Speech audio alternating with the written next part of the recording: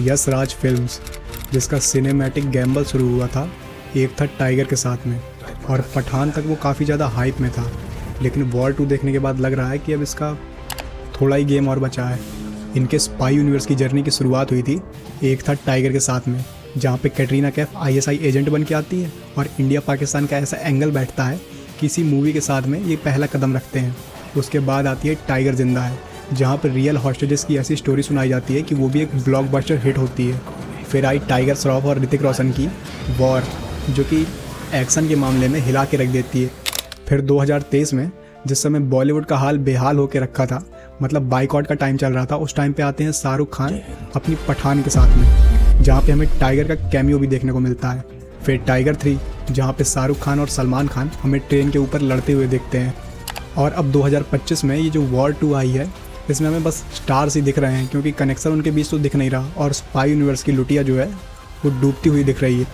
तो प्रॉब्लम आखिरकार आ कहाँ पे रही है? तो देखो, प्रॉब्लम यहाँ पे आ रही है कि ये जो बार बार ISI, रॉ और इंडिया पाकिस्तान के कॉन्फ्लिक्ट्स दिखा रहे हो तुम मूवी में, तो उसको देख देख के ऑडियंस बोर हो चुकी है। तुम पूरी तरह से कैमियो पे डिपेंडेंट हो गए हो।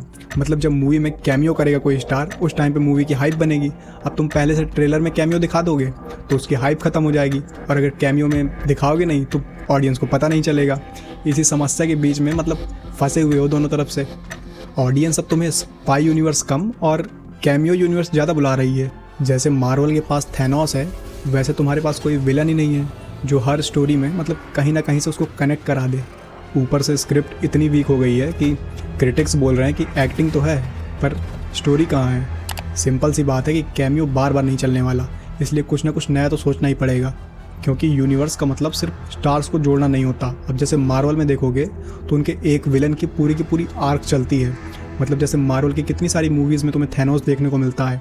अब वहीं बॉलीवुड में क्या करते हैं, एक विलन आता है, उसकी एक मूवी होती है, वहाँ पे विलन ख़त्म हो जाता है, उसके बाद अगली मूवी आती है, उसमें दूसरे विलन्स आ जाते हैं। जब तक तुम मतलब प्रॉपर तरीके से अपनी विलन की ये जो स्टोरी की आर्क है उसको डिज़ाइन नहीं करोगे, तब तक अभी के लिए तुम्हें नहीं लगता कुछ होने वाला है इनका। और हर मूवी में इंडिया पाकिस्तान वाली चीज़ भी नहीं चलने वाली। इस बार तो ऋतिक रोशन ने थोड़ा बहुत बचा लिया तुम्हारी वॉर 2 को, पर अगली बार अगर तुमने फिर से यही चीज़ ट्राई की तो मुझे नहीं लगता कि ये स्पाई यूनिवर्स जो है वो ज़्यादा लंबा टिकेगा। सॉल्यूशन की बात करेंगे तो देखो, पहले तो प्रॉपर स्क्रिप्ट राइटर्स लेके आओ अपने पास, जो कि प्रॉपर तरीके से तुम्हारे विलन की जो स्टोरी आर्क है उसको लिखें। और दूसरी बात है कि अपनी मूवी के जो विलन्स हैं ना, उनको लंबा लिखो। ये नहीं कि तुम बस एक मूवी के लिए लिख रहे हो, उसके बाद उस विलन को ख़त्म कर दे रहे हो।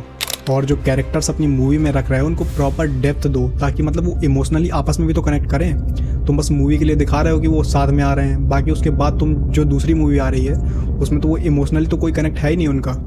एक्सपेरिमेंट्स को छोड़ के अभी के लिए भाई अपने मूवी की स्टोरीज़ पे ध्यान दो, वरना तुम्हारी ये जो स्पाई यूनिवर्स है इसको जाने में टाइम नहीं लगने वाला।